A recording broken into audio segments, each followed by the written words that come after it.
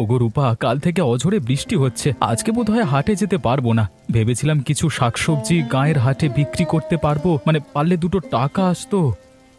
এভাবে বৃষ্টি হতে থাকলে পুরো গ্রাম জলের তলে ডুবে যাবে যে। এদিকে রেশন প্রায় শেষ হতে চলেছে। বৃষ্টি একটু থামলেই তুমি বাজারে গিয়ে রেশনগুলো নিয়ে এসো। তুমি তো জানো রূপা, আমি ঘরে বসে থাকবার মানুষ নই। এমনিতেও হাতে টাকা পয়সা শেষ হতে চলেছে। এই বর্ষায় ঘরের ভেতর হাত গুটিয়ে বসে থাকলে দুবেলা দুমুঠো খাওয়া মুশকিল হয়ে যাবে। সে তো আমি জানি, তুমি খেটে খাওয়া লোক। আচ্ছা, আজ না হয় চালে ডালে খিচুড়ি আর বেগুন ভাজা করে নেব, তবে চিন্তা হচ্ছে কাল থেকে কি হবে। সে তো আমিও ভাবছি রূপা। আচ্ছা, একটা কাজ করছি, আমি না হয় একবার হাটের উদ্দেশ্যে যাই, বুঝেছো? না না, এই বৃষ্টিতে আমি তোমাকে বাড়ির বাইরে কিছুতেই বেরোতে দেব না। আগে আকাশটা একটু ভালো হোক, তারপর না হয় যেও। একটু আগেই তো বললে বাড়ির রেশন শেষ হয়ে গেছে, কালকে থেকে কি খাবে? এখন আবার আমাকে বাইরে যেতে কেন বাধা দিচ্ছ তুমি? তুমি আমার কথা ভুল বুঝছো। আমি বলেছি বৃষ্টি থামলে পরে একসাথে বাজারে গিয়ে দরকারি সমস্ত জিনিস কিনে আনবে। আমি তো আর এই বৃষ্টিতে তোমাকে যেতে বলিনি। আচ্ছা আচ্ছা, ঠিক আছে, কিন্তু বৃষ্টির সরণ দেখে মনে হচ্ছে সহজেই বৃষ্টি থামবে না। একটু অপেক্ষা করে দেখোই না, মনে হচ্ছে একটু পরেই আকাশটা ধরবে, তখন না হয় যেও। বেশ বেশ, তাহলে সেটাই হোক। এই যে শুনছো, দিন গড়িয়ে দুপুর হতে চললো, এখনো লাট সাহেবের মতো শুয়ে আছো যে? কাজকর্ম কি সব লাটে উঠেছে নাকি? আরে সোনা, তুমি কি আমার শত্রু নাকি? আরে বাইরে বৃষ্টি পড়ছে, একটু আরাম করে ঘুমাবো, সেটা তোমার সহ্য হচ্ছে না? তোমার শুধু বাহানা পেলেই হলো, তাই না? সারাদিন ঘুমিয়ে থাকলে হবে? পেটে দানা দেওয়ার ব্যবস্থাও তো করতে হবে। শুধু ঘুমিয়ে থাকলে কি পেট ভরবে? ঘুম থেকে উঠেই তো বলবে আজ কি রাঁধছো। আরে বাবা, তুমি এত চিন্তা করছো কেন? তুমি তো জানো খাবারের ব্যবস্থা আমি ঠিক করে নেব। পাশেই তো তোমার দিদির বাড়ি। তাছাড়াও আমি তো আর দুটো হাত দিয়ে কাজ করি না, মাথা দিয়ে কাজ করি, দিমাগ দিমাগ, তাই অনায়াসেই আমাদের খাবারের ব্যবস্থা হয়ে যাবে। সত্যি পরের ধনে পোদ্দারি করে দিব্যি শুয়ে বসে দিন কাটাচ্ছো। তা নাই তো কি, ওই যে বললাম আমি মাথা খাটিয়ে কাজ করি, বোকাদের মতো খেটে কাজ করি না, সেটা তুমি ভালো করেই জানো। আগের জন্মে নিশ্চয়ই স্ত্রীগাল ছিলে, তাই দুষ্টু বুদ্ধি খাটিয়ে ফন্দি করে লোককে ঠকিয়ে তুমি রোজগার করো। সেটাও বা কজনে করতে পারে তুমি বলো? আজ অব্দি তোমার ভাত কাপড়ের অভাব হয়েছে? এভাবেই তো আমি তোমাকে দিব্যি খুশি রেখেছি। সেটা ঠিক, তুমি আমাকে সুখেই রেখেছো, কিন্তু মাঝে মাঝে মনে সংশয় হয়, এভাবে আর কতদিন চলবে? যেভাবে চলছে চলতে দাও না, এত চিন্তা করছো কেন? রাস্তাঘাট দেখি জলে ডুবে গেছে, হাঁটা চলা করাই দুষ্কর হয়ে যাচ্ছে। হবেই না বা কেন? কদিন ধরে যে হারে মুষলধারে বৃষ্টি হচ্ছে, এভাবে বৃষ্টি হতে থাকলে জনজীবন বিচ্ছিন্ন হয়ে যাবে দেখছি।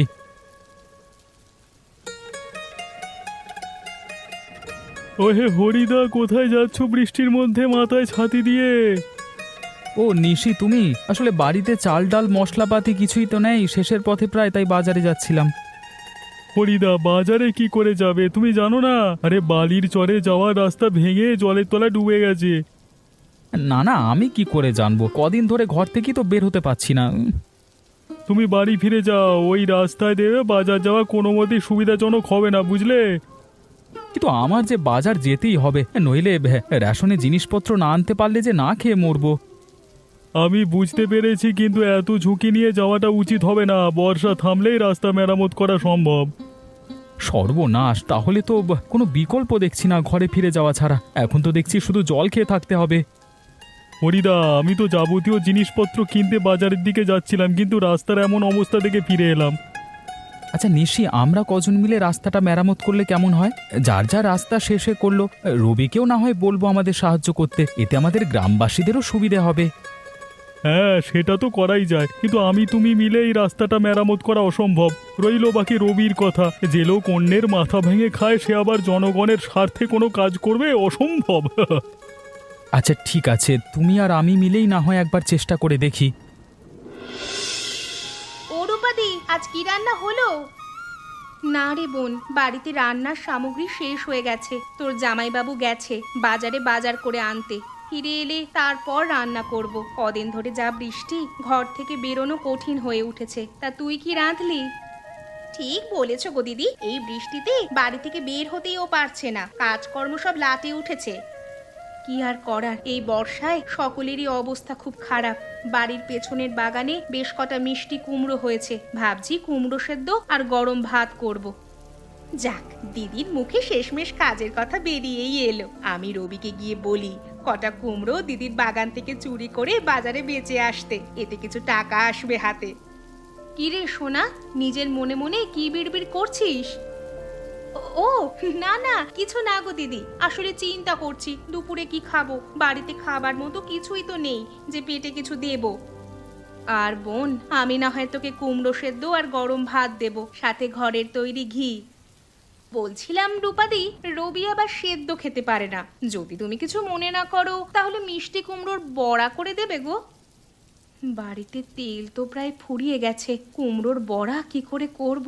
বোনটা আমার যখন মুখ ফুটে আবদার করেছে, তাহলে না হয় ওদের জন্য কটা বড়া ভেজে দিই, আমরা না হয় সেদ্ধ খেয়েই নেব। ও রূপাদি, তুমি কি খারাপ পেয়েছো নাকি আমার ওপর? না না, কেন খারাপ পাবো, আমি কুমড়োর বড়া ভেজে দেবো খোনকে। ঠিক আছে দিদি ভাই, অশেষ ধন্যবাদ তোমাকে। যাক, দুপুরের খাবারের ব্যবস্থা হয়ে গেল। এই বর্ষায় মচমচে মিষ্টি কুমড়োর বড়া দিয়ে গরম ভাত একেবারে জমে যাবে। হবে রে, আর ধন্যবাদ দিতে হবে না, তুই আমার নিজের বোন বলে কথা, আবদার করে বলেছিস, আর দিদি হয়ে আমি তোর আবদার রাখবো না তা কি কখনো হয়?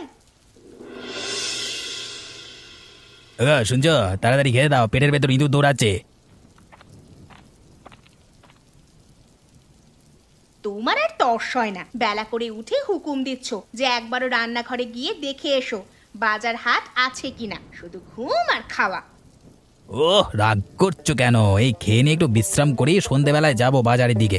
আচ্ছা বলো তো, কি রান্না করেছো? এত সুন্দর গন্ধ বের হচ্ছে। তোমার শুধু খাওয়া আর বিশ্রাম, আমি রান্না কি করব? ঘরে চাল ডাল সবজি মশলাপাতি কিছুই তো নেই। তবে তোমার হাতে খাবারের বাটি আর খুব সুন্দর গন্ধ বেরোচ্ছে তার থেকে। হ্যাঁ, কি আর করব, পেটে তো কিছু দিতে হবে, তাই রূপাদের থেকে কুমিরের কান্না কেঁদে দুপুরের খাবারের বন্দোবস্ত করলাম। বাহ, অসাধারণ! এই না হলে তুমি আমার বউ। এবার দাউদিকে নিয়ে খেয়ে তোমাকে উদ্ধার করি। কি কি বললে? আরে আমি খাবারের কথা বলছি।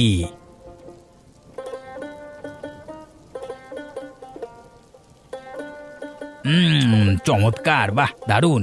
মিষ্টি কুমড়োর গরম গরম বড়া এই বর্ষায় জমে গেছে। সত্যি তুমি আমার চাইতে অনেক বেশি বদমাইশ। কি আর করি বলো, সঙ্গ দোষ আর কি। আচ্ছা ঠিক আছে, যখন এতই তোমার অসুবিধে তখন খেতে হবে না, যাও উঠে পড়ো। আমি তোমার সাথে একটু দুষ্টুমি করছিলাম, এই রাগ করছো কেন? দাও দাও দাও দাও। ঠিক আছে, তবে শোনো, খাবার পর একটা কাজ করতে হবে। আবার কি কাজ? রূপাদির বাড়ির পেছনের বাগানে অনেক মিষ্টি কুমড়ো হয়েছে, দুপুরে যখন দিদিরা ভাত খেয়ে ঘুমোবে তখন কটা মিষ্টি কুমড়ো চুরি করে বাজারে নিয়ে বেচে দিও, হাতে কিছু টাকা আসবে, বুঝলে? অবশ্যই, তোমার সব হুকুম আমার মাথার উপর।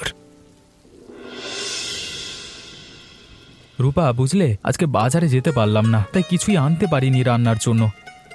সে কি, এদিকে যে রেশনের সব জিনিসপত্র শেষ হয়ে বসে আছে, কি দিয়ে রান্না করব? আর বলো না, প্রবল বৃষ্টিতে রাস্তাটা জলের তোড়ে ডুবে গেছে, তাই বাজারে যেতে পারিনি। মাঝপথ থেকে ফিরে এসেছি, রাস্তায় নিশির সাথে দেখা, সেও বাজারে যেতে পারিনি। তাই আমরা দুজনে মিলে ঠিক করলাম কালকে সকালে দুজনে রাস্তাটা মেরামত করব। ওরে বাবা, কি সর্বনাশ! তাহলে তো গ্রামবাসীদের খুব অসুবিধে হবে। যাক, আমি মিষ্টি কুমড়ো সেদ্ধ আর গরম ভাত ঘি দিয়ে তোমায় খেতে দিচ্ছি, হবে তো? বেশ, তাই না হয় দিও, তবে কটা কাঁচা লঙ্কা দিও, কেমন? খেয়ে একটু বিশ্রাম করতে হবে। ঠিক আছে, আমি এক্ষুনি খেতে দিচ্ছি তোমাকে। সকাল থেকে তোমার অনেক ধকল গেছে, কত দূর এই বৃষ্টিতে পায়ে হেঁটে গেছো, অথচ কাজের কাজ কিছুই হলো না। হ্যাঁ রূপা, কি আর করবার, আশা করছি কালকে সকালে রাস্তা মেরামত করতে পারলে বাজারে গিয়ে তোমার রান্নার যাবতীয় জিনিস আনতে পারবো। আর হ্যাঁ, গাছের কুমড়ো কটা সাথে নিয়ে যাব, বাজারে বিক্রি করতে পারলে কিন্তু টাকাও হাতে আসবে। বেশ, এখন খেয়ে বিশ্রাম করো। এই খুব আস্তে করে এসো। আমাকে নিয়ে চিন্তা করতে হবে না, নিজে আগে সাবধান হও, যত সব। আচ্ছা আচ্ছা, ঠিক আছে ঠিক আছে। ওই যে দেখো, প্রথম মিষ্টি কুমড়ো ধরেছে। হ্যাঁ, সকলে কি তোমার মতো কুঁড়ে নাকি? নিজে তো শুধু অন্যের ঘাড় ভেঙে খেয়েছো সারা জীবন। শোনা, এখন এগুলো নিয়ে আলোচনা করবার সময় নয়। আগে কটা বড় বড় মিষ্টি কুমড়ো তুলে নিয়ে বাড়ি ফিরি। তুমি আমাকে সাহায্য করো, ভালো করে দেখো কেউ আবার আমাদের দেখে ফেলছে না তো, দেখো না। না, এত রাতে কি আর জেগে থাকবে? এই বৃষ্টিতে সকলে গভীর ঘুমে ঘুমোচ্ছে। না দেখি, আর বেশি কথা না বলে এবার কুমড়োগুলো তুলে নাও। এই তো একটা, ব্যাস একটা হলো। ওদিকে দেখো, বেশ কটা কুমড়ো তোমার পায়ের ধারে। হ্যাঁ হ্যাঁ, ওগুলো তুলছি। মোটামুটি সব কুমড়ো তুলে ফেললাম। এবার চুপচাপ এই বস্তার ভেতরে কুমড়োগুলো ভরে দাও। বাহ, এটা তুমি বেশ বুদ্ধিমতির কাজ করেছো। সাথে করে বড় একখানা বস্তা নিয়ে এসেছো। দাও দেখি, ঘুরিয়ে ফেলি তাড়াতাড়ি। তোমার তো শুধু একদিকেই মাথা, কিন্তু আমি চতুর্দিকে মাথা খাটাই। নাও দেখি, এই বস্তায় ভরে ফেলো।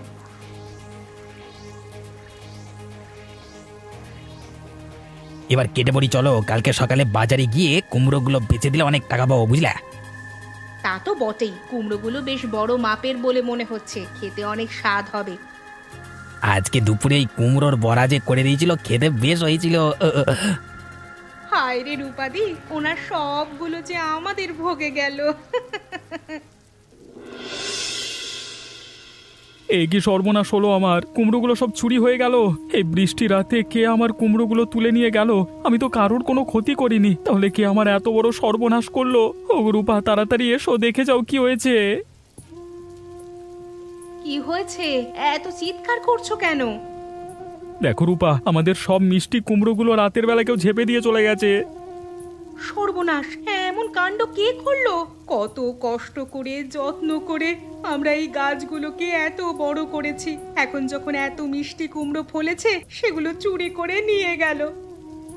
আমি ভেবেছিলাম কুমড়োগুলো নিয়ে বাজারে বিক্রি করে অন্তত কিছু টাকা রোজগার করতে পারতাম।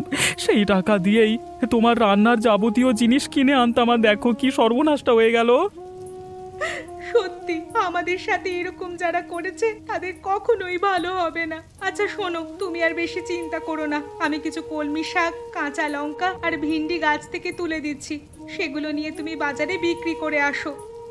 কলমি শাক, কাঁচা লঙ্কা, ভিন্ডির ফসল তুমি আবার কবে করলে রূপা? বাগানের উত্তর দিকে বেশ কিছুটা জায়গা ফাঁকা ছিল, আমি সেখানেই এই ফসলগুলো করি। বাহ, চমৎকার! সত্যি মাঝে মাঝে মনে হয় তুমি আমার পাশে না থাকলে আমার যে কি হতো। আজকে এই দুঃসময় তোমার বুদ্ধি এবং পরিশ্রম দুটোই কাজে আসছে। ঠিক আছে ঠিক আছে, এখন আর আমার এত প্রশংসা করতে হবে না। তুমি না বলেছিলে রাস্তা মেরামত করবে? তাহলে এখনই বেরিয়ে পড়ো, বৃষ্টি অনেকটা ধরেছে। দেরি করো না, আমি বরঞ্চ তোমাকে শাকসবজিগুলো গুছিয়ে দিচ্ছি। ঠিক আছে রূপা, ঠিক আছে। ওরে বাবা, এত ভারী ভারী কুমড়ো নিয়ে থাকতে পারছি না, তার মধ্যে দেখি হালকা হালকা বৃষ্টি পড়ছে। এই শোনার কথা শুনে আমি দেখছি বড় ফ্যাসাদে পড়লাম। এইভাবে এতটা পথ হেঁটে বাজারে পৌঁছাতে পৌঁছাতে আমি শেষমেশ বর্ষার জলে ডুবে বিলীন না হয়ে যাই।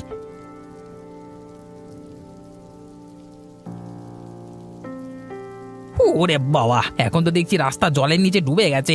আগে কি করে যাব, কি করি এখন? এই কুমড়োগুলো নিয়ে ফিরে গেলে নেহাত ধরা পড়ে যাব। এই বাবা, এই সবাই ঘুম থেকে উঠে গেছে। না না, কোনো মতে পা টিপে টিপে জলের সাথে বাজারের দিকে এগোই। ওরে কে আছো, বাঁচাও! সর্বনাশ, আমি তো জলে ডুবে যাচ্ছি। হায় হায় হায় হায়, বাঁচাও! কুমড়োগুলো জলে ভেসে গেল। আরে কলা ধুর বাবা, আমি কেন কুমড়োর কথা ভাবছি? আগে নিজের প্রাণ তো বাঁচাও। ওরে কে আছো, বাঁচাও! হরিদা, ওই দেখো কে যেন জলে ডুবে গেছে। তাই তো, লোকটাকে তো চেনা চেনা মনে হচ্ছে। চলো চলো, সামনে গিয়ে দেখি। এ তো আমাদের রবি। আরে এ মিষ্টি কুমড়ো কোত্থেকে ভেসে আসছে গো? এই মিষ্টি কুমড়োগুলো আমার গাছের মনে হচ্ছে। কালকে রাতে কে যেন চুরি করে নিয়ে গেছিল। বাঁচাও! ওরে বাবা, কে আছো, বাঁচাও! ও, বুঝতে পেরেছি, তোমার গাছের মিষ্টি কুমড়োগুলো রবি চুরি করেছিল, আর আজকে সকাল সকাল বাজারে যাচ্ছিল বিক্রি করতে। লোকে বলে পাপ নাকি বাপকেও ছাড়ে না, তোর অবস্থা হয়েছে তাই। কিন্তু ওকে তো বাঁচাতে হবে, না হলে এভাবে চোখের সামনে একটা লোক জলে ভেসে যাবে, তা কি করে হয়? রবিদা, আমি ওকে হাসতে দেব না, তবে একটা শিক্ষা দিতে চাই। তুমি কিভাবে নিশ্চিত যে এই কুমড়ো মানে ওই চুরি করেছে, আর ওকে শিক্ষাই বা দিতে চাইছো কেন? ওর মুখ দিয়ে স্বীকার করাবো, দেখবে? হ্যাঁ হ্যাঁ, নিশ্চয়ই। এই এই, আমরা যে তোমাকে বাঁচাবো, কিন্তু আগে বলো তুমি কিভাবে জলে পড়ে গেলে, আর এই মিষ্টি কুমড়োগুলো কোথায় পেলে? মানে এই বাজারের দিকে যাচ্ছিলাম, বুঝতে পারিনি পা ফসকে পড়ে গেছি জলে। মিষ্টি কুমড়োগুলো কোত্থেকে ভেসে এলো বুঝতে পারছি না, আমাকে বাঁচাও না গো। তুমি মিথ্যে কথা বলছো। আমি নিশ্চিত এই কুমড়োগুলো তুমি হরিদার বাগান থেকে চুরি করেছো, বলো সত্য কিনা। হ্যাঁ, আসলে আমার ভুল হয়ে গেছে, আমি মিষ্টি কুমড়োগুলো চুরি করেছি, এবার বাঁচাও, আর আর কখনো চুরি করবো না। তোমাকে আমরা একটা শর্তে বাঁচাতে পারি, যদি এই রাস্তা মেরামতে তুমি আমাদের সাহায্য করো। আমি সব করতে রাজি আছি, আগে আমাকে বাঁচাও না দয়া করে, না ডুবে যাবো, তলে যাবো, মরে যাবো, বউটা কোথায় যাবে।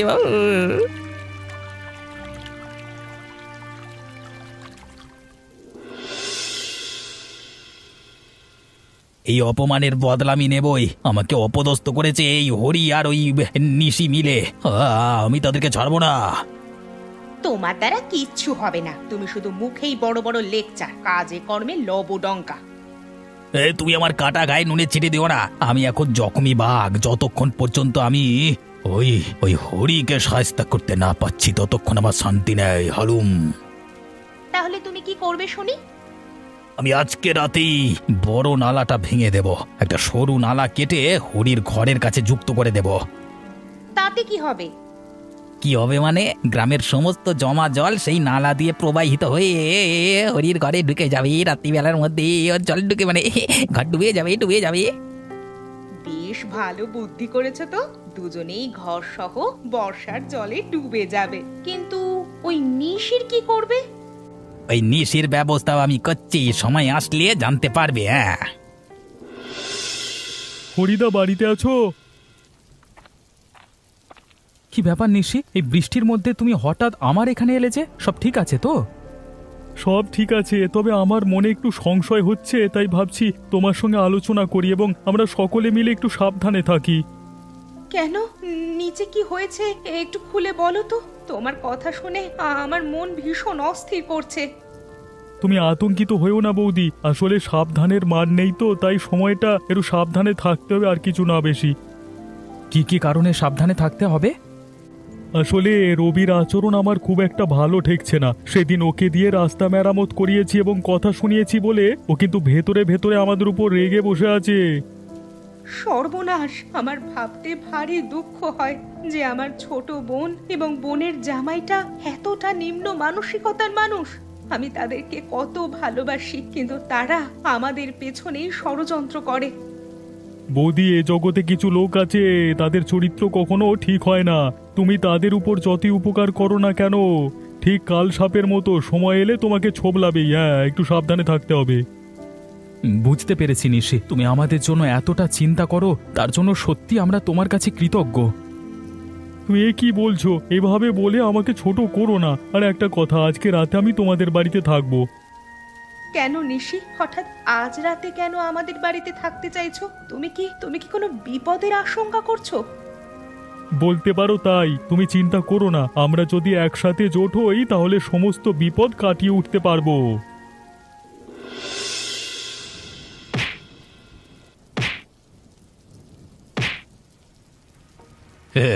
আমার সঙ্গে পাঙ্গা নেবার এবার হাল বুঝতে পারবে।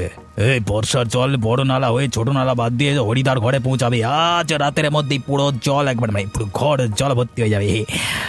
আরে কালকে উঠে আর ওই দুজনকে দেখা যাবে না।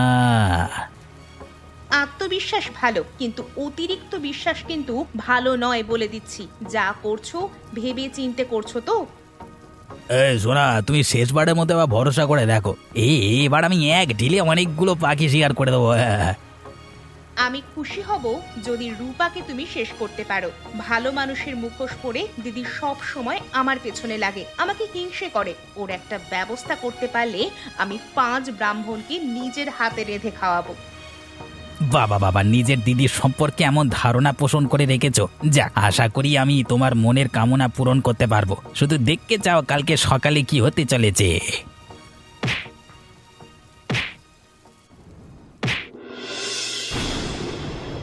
ওরে বাবারে সর্বনাশ, এত জল কি করে এলো? তাই তো, জলে আমাদের ঘর তো ডুবতে চলেছে। এটা কি করে হলো? তাই তো, আমি তো হরিদের বাড়ি ভাসাতে চেয়েছিলাম, কিন্তু এখন দেখছি ঘর বাড়ি সহ আমরাই ডুবে যাচ্ছি। হায় হায়, আমি যে ডুবে যাচ্ছি, বাঁচাও বাঁচাও। বাঁচাও গো, কে আছো? বাঁচাও, ডুবে গেলাম, বাঁচাও না। অন্যের ক্ষতি করতে চাইলে নিজের ক্ষতি হয়। কালকে যে নালাটা তুমি কেটেছিলে সেটাই জলের স্রোতে ভেঙে যায় এবং সব জল তোমার দিকে চলে আসে, তাই এই অবস্থা। আমাকে ক্ষমা করো, ভুল করেছি, আমাদের বাঁচাও। আমাকে বাঁচাও দিদি, জামাই বাবু, আমাদের বাঁচাও। ওগো ওগো, এত করে বলছে, কিছু একটা করো। নিশি, ওদের বাঁচানোর একটা ব্যবস্থা করো, না হলে যে ওরা ভেসে যাবে।